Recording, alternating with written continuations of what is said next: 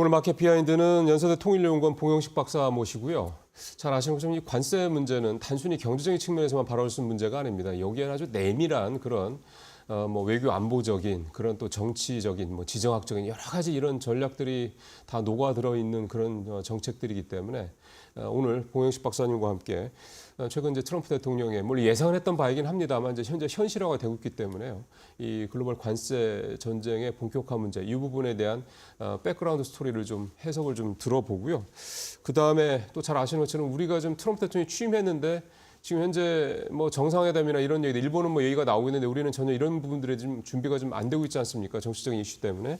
그래서 이런 부분들이 우리 경제 또 우리 국가적인 부분에 있어서 우리 정부 차원에 있어서 어떤 영향이 있을지 이런 부분까지 오늘 좀 여쭤보도록 하겠습니다. 자, 박사님. 안녕하십니까. 역시 중국 얘기를 먼저 좀 해야 될 것 같은데 원래 오늘 트럼프 대통령하고 시진핑 주석하고 통화를 하기로 얘기가 됐었다 그러는데 좀 전에 기사를 보니까 무산됐다 얘기가 나오더라고요. 예. 중국이 어제 그 미국에 대해서 맞대응 관세 얘기를 해서 그런 건가요? 어떻게 봐야 되겠습니까?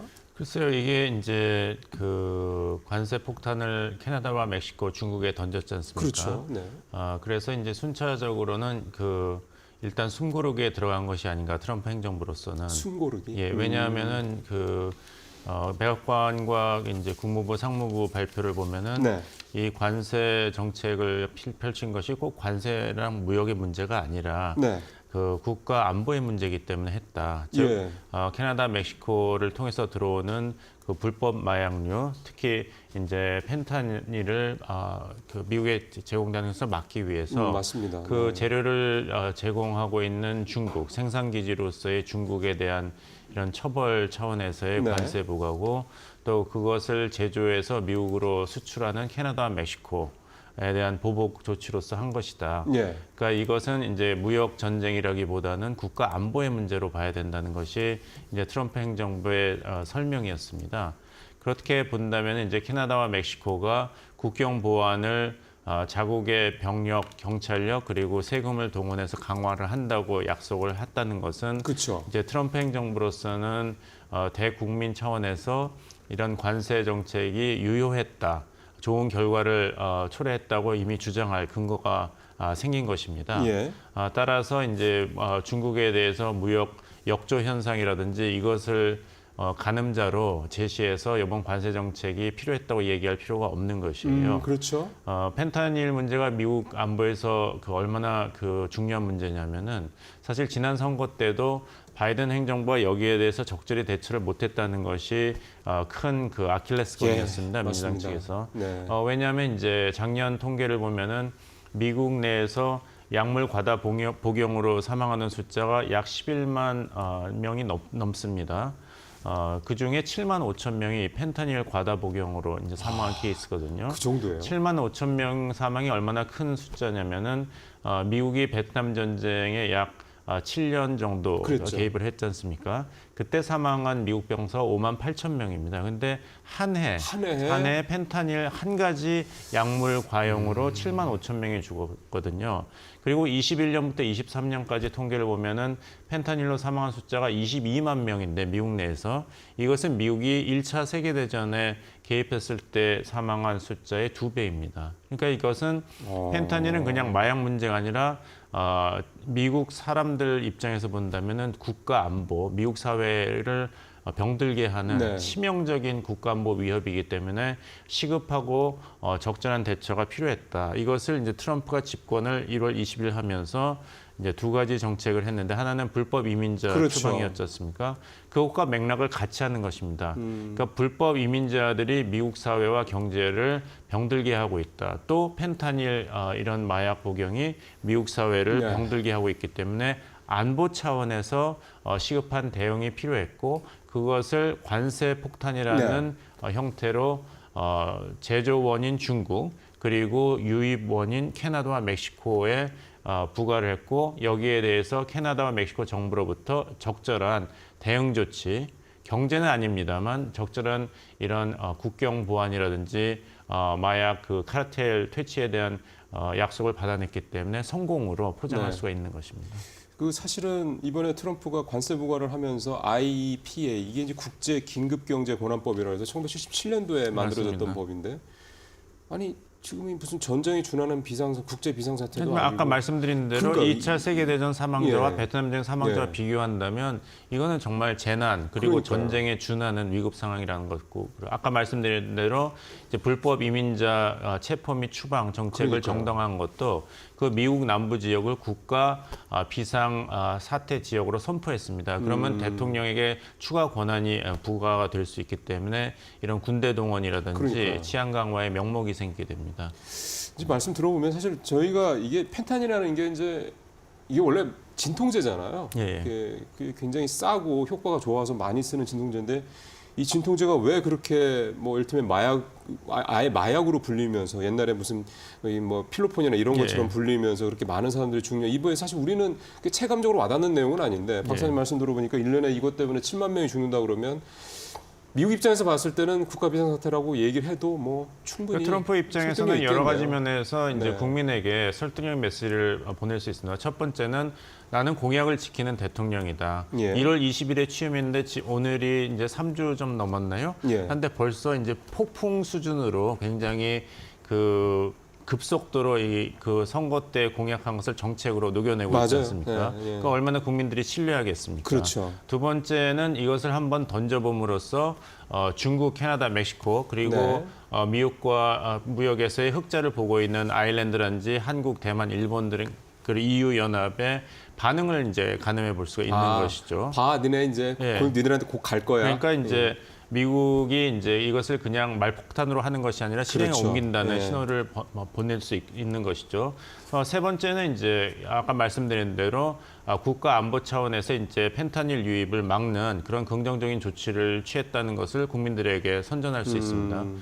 마지막으로는 경제 입장에서도 캐나다 정부가 스스로 국경 강화 계획에 자국의 세금을 13억 달러, 우리나라 돈으로 약 1조 9천억을 투입하기로 그리고 국경 배치를 위한 인력 1만 명을 추가 배치를 하기로 약속을 했습니다. 그렇다면 미국 입장에서는 캐나다에서 관세 폭탄을 던지고 한 달 유예함으로써 이미 1조 9천억 원을 벌어들인 것입니다. 그렇죠. 그러니까 이제 국민에게 이야기하기는 굉장히 여러 가지 면에서 정당성을 확보하기가 좋죠.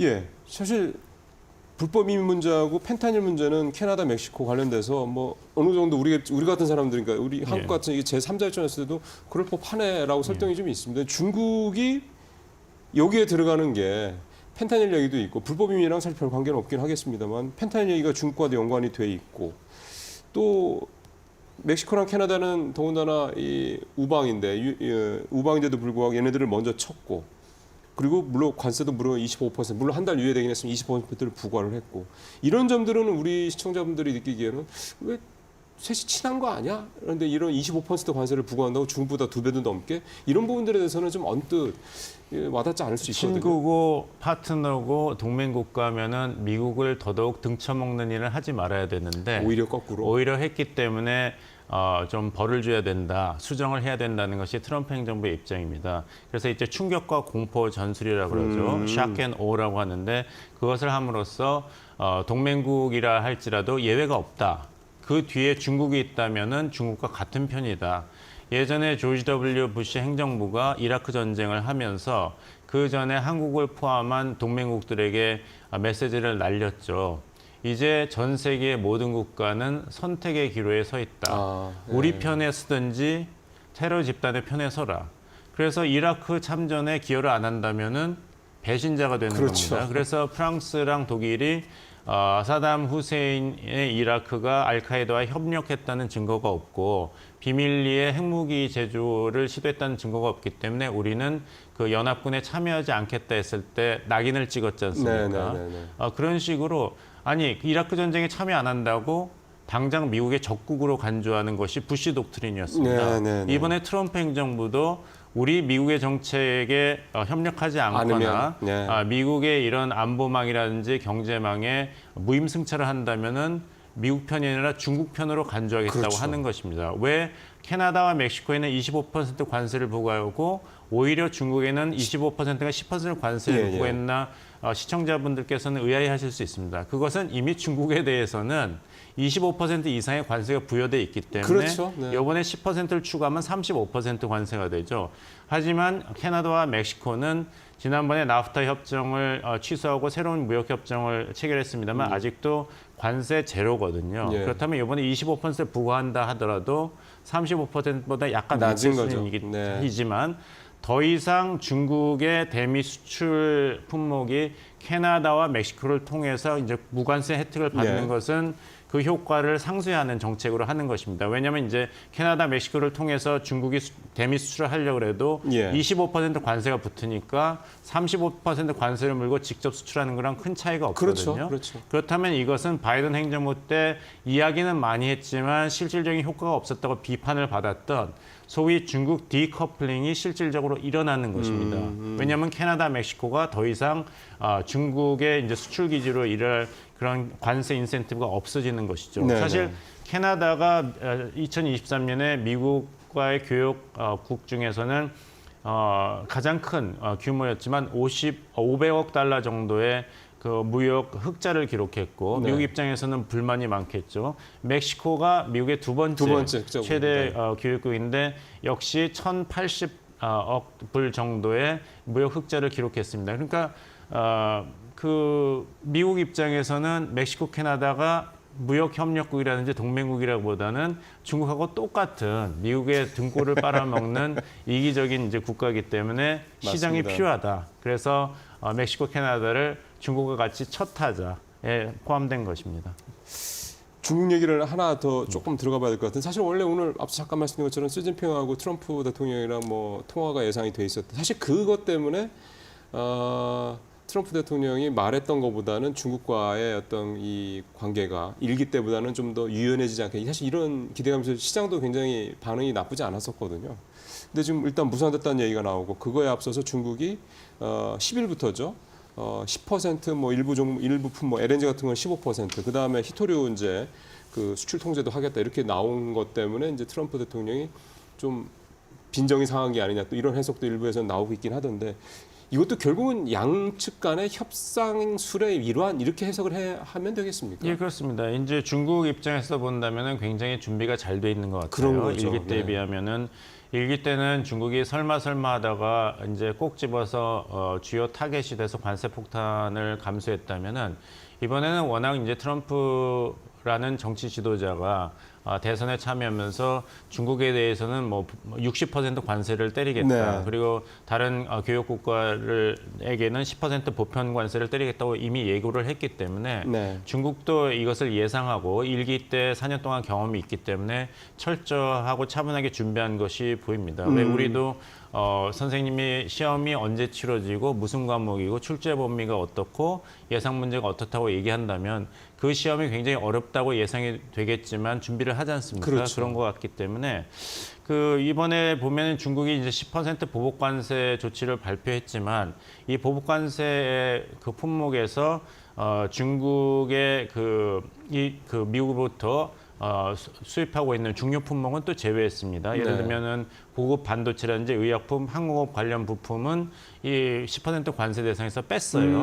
그러니까 이제 자국의 이익을 해치면서까지도 치킨 게임은 아직 시작을 안 한 것이죠. 그러네요. 그리고 이제 중국이 이제 부과한 이제 10% 보복 관세가 약 200억 달러 정도의 이제 미국의 피해를 발생시킬 것인데 이것은 이번에 트럼프 행정부가 발표한 중국에 대한 10% 보복 추가 관세가 중국 수출에 이제 4,500억 달러 정도 피해를 미치는 거에 비하면은 뭐 20분의 1도 안 되는 수준이니까요. 1대1로 그 대응을 했다고 보기는 어렵습니다. 이번에 이제 중국의 보복 관세 10%는 중국이 이제 대한 미국의 수출의 최소는 12%, 최대 29% 정도의 피해에 그치기 때문에 아직 그 전면전에 중국이 돌입하지는 않았다 이렇게 중국도 보입니다. 간을 보긴 보는 거군요. 예, 그렇습니다. 그래서 두 사람이 이제 통화를 이제 언제 하고 두 사람 간의 통화가 어떻게 될지 물론 이제 취임 전에는 통화를 했긴 했었습니다만 그게 상당히 좀 어쨌든 좀 더 내용을 좀 봐야 될 것 근데 같고. 그때 시진핑 주석이 이제 뼈 있는 말을 했지 않습니까? 예. 우리가 충돌하면 서로 다친다. 그렇죠. 이런 얘기를 했기 때문에 이제 경고 메시지는 이제 시진핑 주석이 먼저 날렸고 사실 이제 트럼프 일기 초반을 보면은 이런 식으로 충격과 공포 전술을 그대로 구사했었습니다. 우리나라도 피해를 받았는데 기억하실지 모르겠습니다만 그때도 2018년 1월 6일에 이제 취임을 하자마자 며칠 후에는 이제 태양광 패널과 세탁기 긴급 수입 제한 조치를 가동했죠. 그래서 가동했었죠. 삼성 세탁기가 이제 대미 수출에 이제 타격을 받았다 이런 얘기가 그때 있었죠. 그 다음에는 3월에는 두 달 후에는 수입 철강에 25% 관세, 알루미늄 수입에는 10% 관세를 부과했고 중국을 때린 것이 3월이었습니다. 그래서 먼저 중국의 대미 수출품 중에서 주로 농산물 위주로 2,500억 달러 규모의 25% 관세를 때렸고 그 다음에 2019년 9월에 다시 추가로 1,200억 달러 규모의 15% 추가 관세를 때렸거든요. 그러니까 중국 입장에서 이미 매를 맞아봤습니다. 그렇죠. 이런 식으로. 그렇죠. 그러니까 그 경험을 토대로 어떻게 대응할 것인가, 어떻게 중국 그런 무역을 보호할 것인가는 이미 계획이 잘 세워져 있다고 보입니다. 예, 사실 이제 중국이 이렇게 준비를 잘하고 있는데 우리는 과연 어떻게 하고 있느냐 이게 사실은 가장 큰 사실 오늘 이제 박사님 모시고 말씀을 듣기 위한 어떻게 보면 가장 중요한 질문이 이게 아닐까 싶습니다. 좀 시간이 한 5분 정도밖에 안 남았기 때문에 좀 이 부분을 좀 빨리 좀 여쭤봐야 될 것 같은데 일단 이시바 시게루 일본 총리가 7일 날이네요. 며칠 안 남았습니다. 트럼프와 정상회담을 처음으로 갖는다 얘기가 나오고 있고, 근데 우리는 사실은 이제 정상회담을 할 정상이 좀 현재는 부재한 상황이고, 여기다 이제 관세 이제 조만간 뭐 우리나라에도 이제 얘기가 나올 수밖에 없을 거고, 뭐 다른 나라들이 각국이 진짜 트럼프 대통령 취임 전후로 해서 줄대기해서 그렇게 말하라고도 가고 이런 상황에서 우리는 사실은 재계 인사 한두 명만 가서 그냥 만날 것밖에 없는 상황이고, 이런 전반적인 상황들을 봤을 때 국내 정치적 이슈 뭐 이런 부분들이 겹치면서 우리 한국 분들, 그러니까 우리나라 분들이나 뭐 투자자분들 입장에서 봤을 때는 되게 좀 불안한 부분이 있을 것 같거든요. 예. 또 관세 얘기가 나오면 우리도 대응을 하긴 해야 될 거고. 미국의 이런 어떤 트럼프 대통령의 공격적인 이런 어떤 부분에 있어서 우리가 대응할 수 있는 카드가 뭐가 있을까요? 우리가 대응할 수 있는 카드는 이제 같이 대응하는 것입니다. 문재인 정부 때 이제 트럼프 행정부와 잘 지냈지만 또 불리했던 건 뭐냐면은 한국과 일본 관계가 워낙 악화됐었기 때문에 한국과 일본을 트럼프 행정부가 이렇게 서로 이용을 한 측면이 있습니다. 다른 의견이 있을 때는. 근데 한국과 일본이 같은 목소리를 냈다면은 한국의 입장도 더 강화됐을 것이죠. 말씀하신 대로 지금 한국은 정치적으로 굉장히 불안정한 상황이지 않습니까? 그래서 원래 계획은 한국의 윤석열 정부가 일본과 한국을 대표해서 바이든 행정부 4년 동안에 구축한 한미일 대북 안보 공조를 계속 유지하는 것이 좋겠다고 트럼프 대통령을 설득하는 것이었습니다. 왜냐하면 이제 한국이 이제 북한의 핵 그리고 군사 위협에 직접적으로 노출되어 있으니까요. 근데 이제 계엄령 선포 이후로 윤석열 정부의 이제 외교안보 정책이 풀스탑이 됐기 때문에 그 역할을 한국 정부가 하는 것이 아니라 앞장서는 나라가 이제 일본이 된 것입니다. 그러겠네요. 그래서 이시바 총리가 트럼프 대통령과 만났을 때 한국의 이익에도 부합하는 지난 4년 동안에 구축한 대북 안보 협력 체제를 바이든 행정부의 유산물이라고 그냥 취소할 것이 아니라 계속 살리는 것이 중국을 견제하려는 트럼프 행정부의 인도태평양 전쟁에도 부합한다는 메시지를 전달해 준다면은 이시바 총리가 사실 일본 총리지만 한국 정부에게 도움은 되는 메시지를 트럼프 행정부에 전달할 수 있죠. 그게 외교안보 차원입니다. 그래서 외교안보 차원에서 한국에 추가 부담이 생기지 않는다면, 현상이 유지된다면 경제적으로 정책으로 힘든 한국 정부로서는 플러스 요소가 되겠고, 두 번째는 이제 반도체 그리고 자동차 산업에 대해서 일본 정부가 트럼프 행정부를 설득해서 대아시아 국가의 이제 관세 폭탄을 좀 축소시킬 수가 있다면 그거는 한국의 자동차 산업에도 도움이 되는 이제 상황이 되겠죠. 현재 자동차 수출에서 현재 자동차 수출에서 미국 시장 비중이 47.5%에 달하고 있는데 일본 자동차 수출도 사실 미국 시장이 굉장히 중요하지 않습니까? 그래서 한국의 자동차 산업을 도움이 되는 메시지를 일본 총리가 일본 자동차의 대미 시장 수출을 보호하기 위한 차원에서 전달해 준다면 한국은 가만히 있으면서도 이런 미일 정상회담을 통해서 얻을 수 있는 이익이 발생합니다. 그거를 이시바 총리가 해줄까요? 할 확률이 높습니다. 왜냐하면은 그것이 일본 안보에 부합이 되고 일본 자동차 산업 보호에도 부합이 되기 때문에 한국을 사랑해서가 아니라 일본 총리로서 일본의 국가 이익을 보호한다는 이런 외교 행보가 한국에도 도움이 되는 방향으로 전개될 가능성을 말씀드리는 것입니다. 그렇죠. 이게 만약에 어쨌든 이게 좀 전에 말씀하신 대로 문재인 정부 때 일본과의 관계가 안 좋았기 때문에 사실 혼자서 대응을 했던 부분을 이제는 일본이 같이 한다고 그러면 아무래도 힘이 더 좀 배가 될 수 있는 여지가 좀 분명히 있지 않겠냐 그런 생각이 듭니다. 예, 오늘 봉영식 박사님 모시고 이 트럼프발 이 관세 전쟁에 따른 우리의 대응 어떻게 하면 좋을지에 대한 몇 가지 말씀을 들어봤습니다. 박사님 말씀 잘 들었습니다.